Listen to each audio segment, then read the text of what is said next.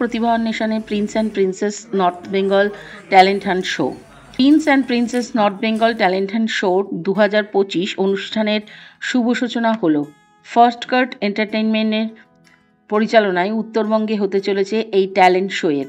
লক্ষ্য একটাই, উত্তরবঙ্গের প্রত্যন্ত অঞ্চলে ছড়িয়ে থাকা এমন অনেক প্রতিভা যারা আজও উপযুক্ত সুযোগের অপেক্ষায়, তাদের খুঁজে বের করে সামনে আনা। কলকাতা প্রেস ক্লাবে আয়োজিত অনুষ্ঠানে উপস্থিত ছিলেন একাধিক বিশিষ্টজন, ছিলেন প্রশাসনিক পদাধিকারী এবং খ্যাতনামা ফটো আর্টিস্ট অনুপম হালদার। তিনি বলেন, সমাজে এখনও এমন অনেক মানুষ আছেন যারা প্রতিভাবান হওয়া সত্ত্বেও শুধুমাত্র সুযোগের অভাবে এগিয়ে যেতে পারেন না। তাই এই ধরনের উদ্যোগ সমাজের জন্য খুবই গুরুত্বপূর্ণ। অনুপম হালদারের মতে, যত বেশি এই ধরনের প্রতিযোগিতা হবে তত বেশি মানুষ উঠে আসার সুযোগ পাবেন, বিশেষ করে তারা যারা অবহেলিত বা পিছিয়ে পড়া অংশ থেকে এসেছেন। অনুষ্ঠানের অন্যতম গুরুত্বপূর্ণ অংশ ছিলেন ফ্যাশন কোরিওগ্রাফার অরিন্দম চ্যাটার্জি। তিনি জানান, এই প্রতিযোগিতায় অংশগ্রহণের জন্য কোনো প্রবেশ মূল্য রাখা হচ্ছে না।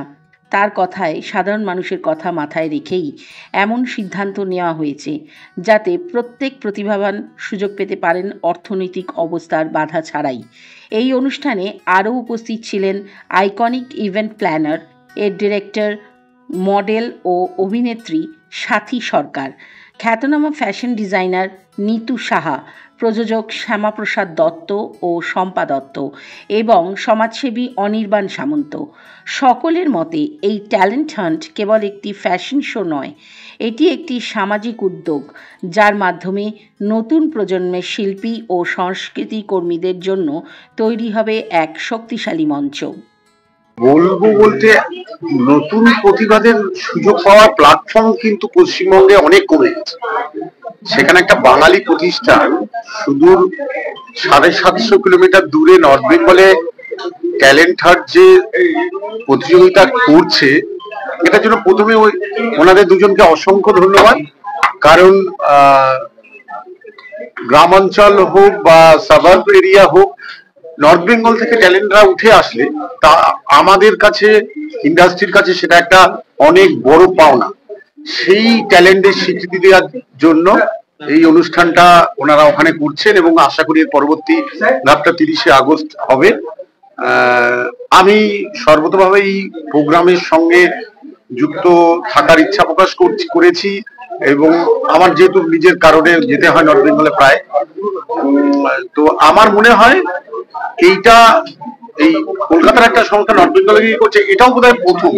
তো সেই জায়গায় দাঁড়িয়ে ওনাদের এই উদ্যোগটা যেন অসম্ভব ভাবে মাধ্যমে এই যে অনুষ্ঠানের শুভ সূচনা করতে পারলাম, সেটার জন্য আন্তরিকভাবে অত্যন্ত খুশি। আর আমাদের প্রধান উদ্দেশ্যই হচ্ছে যে সেই সব জায়গা থেকে তাদেরকে তুলে নিয়ে আসা, যাদের কাছে পয়সাটা বা টাকাটা দিতে হবে এই অনুপ্রেরণা, তারা তো আসতে পারে না। আমরা এটাকে বিনা পয়সায় কাজটা করাবো, এই ট্যালেন্ট গুলো খুঁজে আনবো, সেটাই আমাদের প্রেরণা। আশা করি আপনাদের সহযোগিতায় আমি এটা সাকসেসফুল হব। এটা একটা অভিনব চিন্তা ভাবনা, কারণ আমি একজন শর্ট ফিল্ম ফেস্টিভ্যালের প্রেসিডেন্ট প্লাস ইম্পার মেম্বার, আমাদের এসি মেম্বারও।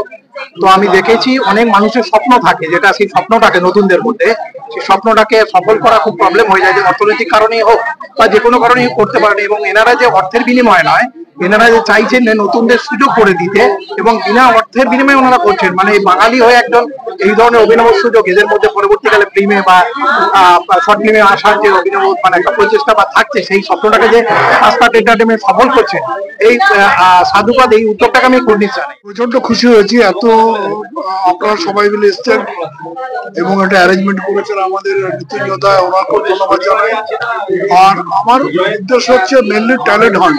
সেটা আমি তো কলকাতাতে, আমি অন্য ব্যবসাতেও আছি, কিন্তু এটা আমার মূল উদ্দেশ্য ট্যালেন্ট হান্ট, বিশেষ করে উত্তরবঙ্গ থেকে। এইটাই আমি করতে চেয়েছি, আশা করছি সাকসেসফুল হয়ে যাবো আপনারা সবাই।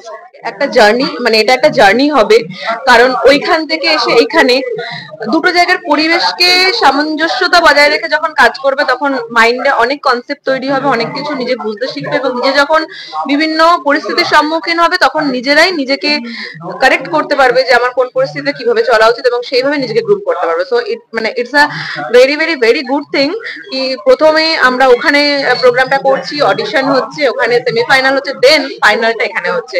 কারণ আমি প্রথমত তো নর্থ বেঙ্গলের ফ্লেভারে নিজেকে করে নিলাম ফিট, আফটার দ্যাট কিন্তু আমি কলকাতার মতন একটা শহর, একটা মহানগর, সেখানেও এসে নিজেকে তুলে ধরলাম। তো এটা একটা বেস্ট অ্যাচিভমেন্ট হবে যে কোনো প্রতিভা যারা নিজেকে সামনে তুলে ধরতে চায় তাদের।